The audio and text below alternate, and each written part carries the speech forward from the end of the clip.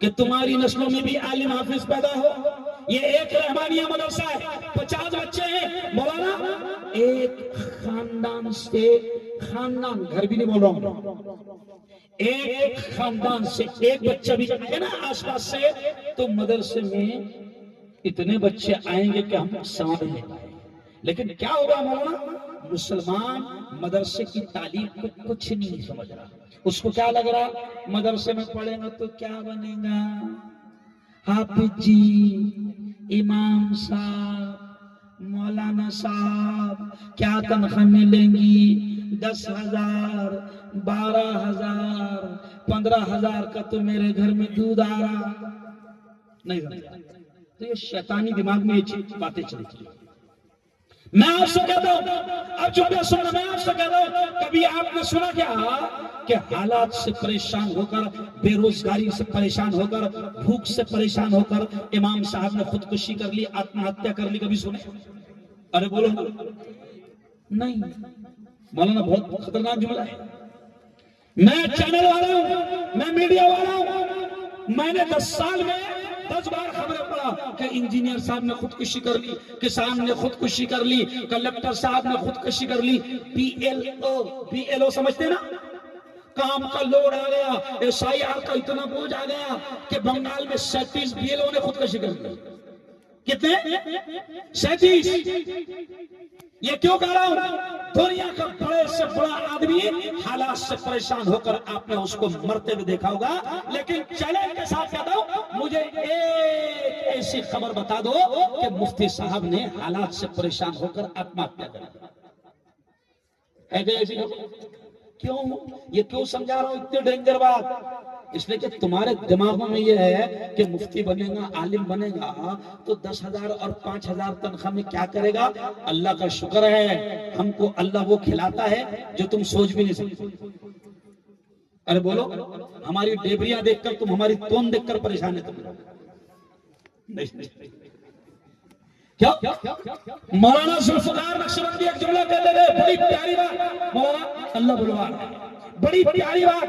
حضرت شیخ ذوالفقار نقشبندی بڑے پیر صاحب, کس نے نام سنا ان کا؟ ماشاءاللہ, ابھی میرا خیال 1.5 مہینہ 2 مہینہ ہوا ہے انتقال کو. دنیا کے بڑے پیر صاحب مولانا سجاد نعمانی جیسے بڑے بڑے لوگ, بڑے بڑے علماء, ان کے مرید مولانا ذوالفقار نقشبندی کا جملہ سنو. اگر تمہارے دماغوں میں یہ ہے کہ میرا بیٹا عالم حافظ مفتی بنے گا تو کیا کھائے گا اور مجھے کیا کھلائے گا, اس کو خود کو تکلیف رہیں گی, وہ کیا کھائے گا, تو مولانا ذوالفقار نقشبندی نے بڑا پیارا جملہ کہا. مولانا نے کہا کہ مسلمانوں, ایک آدمی, جملہ سنو, ایک آدمی مستری بنتا ہے اور اینٹ اور سیمنٹ لگا کر دیواریں بناتا ہے, گھر بناتا ہے. وہ اینٹ اور سیمنٹ پر محنت کرتا ہے تو اللہ اس کو بہترین روزی دے دیتے ہیں. ایک آدمی لکڑی کا کاروبار کرتا ہے, لکڑی کے ذریعے سے اس کو بہترین اللہ رزق دیتے ہیں. ایک آدمی ٹیلر بنتا ہے, کپڑے پر محنت کرتا ہے تو ٹیلر کو اللہ بڑی اچھے سے رزق دے دیتے ہیں. تو وہ کہتے ہیں کہ جب اللہ ٹیلر کو دے رہا ہے جو کپڑے پر محنت کر رہا ہے, اللہ مستری کو دے رہا ہے جو اینٹ اور سیمنٹ پر محنت کر رہا ہے, تو وہ کہتے تھے کہ بتاؤ کہ کیا وہ بندہ جو اللہ کی کتاب کو لوگوں تک پہنچا رہا ہے, کیا اللہ اس کے بہترین رزق کا انتظام نہیں کرے گا؟ ارے بولو, ارے بولو. ابھی میں تمہارے یہاں آیا تو تم لوگ اتنا کھلا رہے ہیں مجھے کہ میں پریشان ہو گیا. صحیح ہے نا؟ یہ کائی کی برکت ہے. ارے بولو یار, کائی کی برکت ہے, زور سے بولو. علم کی برکت ہے, دین کے علم کی برکت. ہم عصر بعد میں گئے ان کے گھر پر, حضرت کے گھر پہ, پورا کاجو بادام انجیر اور نہ جانے ماشاءاللہ کیا کیا رکھ دیا. علم دین کی برکت, کائی کی برکت. مولانا نے اسٹیج پر آنے سے پہلے پھر فروٹ سجا دیے, دین کی برکت. اچھے سے اچھا لوگ ہم کو. میں اترتا ہوں کسی شہر میں, میں بھوپال اترا تو بھوپال میں ایئرپورٹ پر 200 لے کر لوگ استقبال کرنے آئے، سواگت کرنے آئے. وہ ہمارے منتری جی نے میرا قافلہ دیکھے کہ اتنا زبردست سواگت ہو رہا ہے. میں جلگاؤں آیا تو منتری جی دھیرے سے بولتے ہیں یار مفتی صاحب اتنے لوگ تو سالہ ہم پیسے خرچ کرے تو نہیں آتے. ارے بولو کائے کی برکت، زور سے بولو یارو، علم کی برکت. کائے کی برکت؟ ہاں میں نے مولانا کو بھی ویڈیو دکھایا. ابھی میں گیا تھا 26 دسمبر کو، سمندر کنارے ایک شہر بسا ہوا ہے، چاروں طرف سے سمندر ہے جس کو اپن جزیرہ بولتے ہیں، جزیرہ چاروں طرف سے.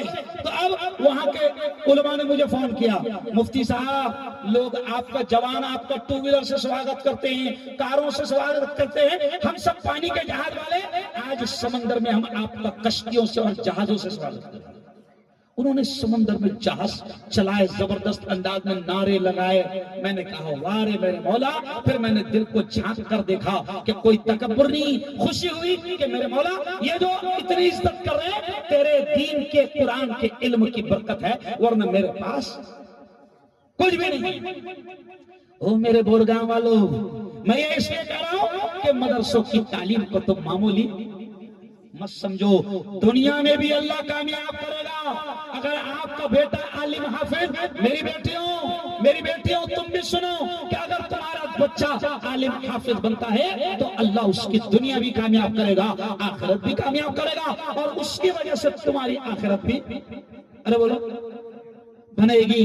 اس لیے طے کرو کہ ہم اپنے بچوں کو عالم حافظ بنائیں گے. زور سے کہو انشاءاللہ، اور ایک بار زور سے کہو انشاءاللہ، اور ایک بار زور سے کہو انشاءاللہ.